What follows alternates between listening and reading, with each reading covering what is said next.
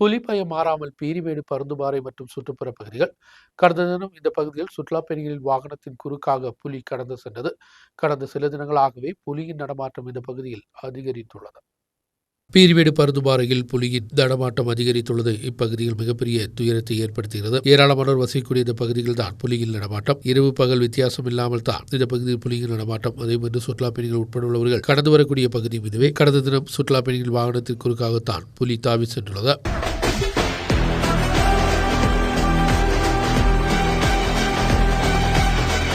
ഞാൻ ഈ പരുന്തുപാറ ചെക്ക് പോസ്റ്റിലെ ജീവനക്കാരനാണ്.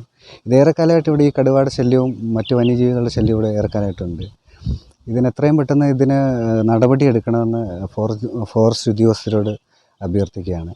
ഈ പാറയിൽ നിന്നാണ് ഇത് ചാടിയിട്ട് റോഡ് ക്രോസ് ചെയ്ത് ആ വഴി പുറത്തേക്കുള്ള വഴിയിലേക്ക് പോയേക്കുന്നത്. അതും പ്രൈവറ്റ് ആയിട്ടുള്ള സ്ഥലത്തേക്കാണ് പോയേക്കുന്നത്. അത് വിജനമായ പ്രദേശമല്ല.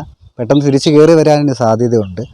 അതുകൊണ്ട് ഇതിന് എത്രയും പെട്ടെന്ന് ഇതിനൊരു നടപടി എടുക്കണം എന്ന്. வாகமன் தேக்கடி பகுதியில் செல்லக்கூடிய சுற்றுலா பயணிகள் அதிகமானோர் பருந்துபாறைக்கு வந்துதான் செல்வது. கூடாது மகரவிளக்கு தரிசனத்திற்கு ஏராளமான பக்தர்கள் இங்குதான் வருவது. இந்த பகுதியில் வீட்டில் வளர்க்கக்கூடிய மிருகங்களையும் புலியின் தாக்குவது தொடர்கதையாக உள்ளது.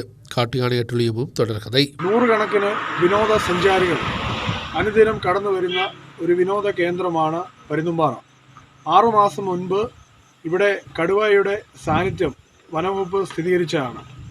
ഇന്നലെ വൈകിട്ടോടുകൂടി ഈ കടുവ ഇവിടെ എത്തിയതായി ദൃശ്യമാധ്യമങ്ങളിലൂടെ നമ്മൾ കണ്ടതാണ്. ഇവിടെ കടന്നു വരുന്ന വിനോദസഞ്ചാരികളുടെ ജീവനും സ്വത്തിനും വേണ്ട നടപടി സ്വീകരിക്കാൻ വനംവകുപ്പ് തയ്യാറാകുന്നില്ല. ഈ കടുവയെ ഉൾക്കാട്ടിലേക്ക് തുരത്തിവിടാനോ അല്ലെങ്കിൽ കൂട് വെച്ച് പിടിക്കാനോ വേണ്ട നടപടി അടിയന്തരമായി സ്വീകരിക്കണമെന്ന് ആവശ്യപ്പെടുകയാണ്. வனவிலங்குகள் மக்கள் வசிக்கும் பகுதியில் இறங்காமல் இருக்க வனத்துறை தேவையான நடவடிக்கை எடுக்க வேண்டும். எடுப்பதில்லை என்ற புகார் முன்னிற்கு ஆராய்ச்சி சங்கம் உட்பட உள்ளவர்களுக்கு உள்ளது என்றாலும் தேவையான பயன்பாட்டிற்கு அவர்கள் வருவது கிடையாது என்றுதான் தற்பொழுதுள்ள குற்றச்சாட்டு. நியூஸ் பீரோ, கட்டப்பனை.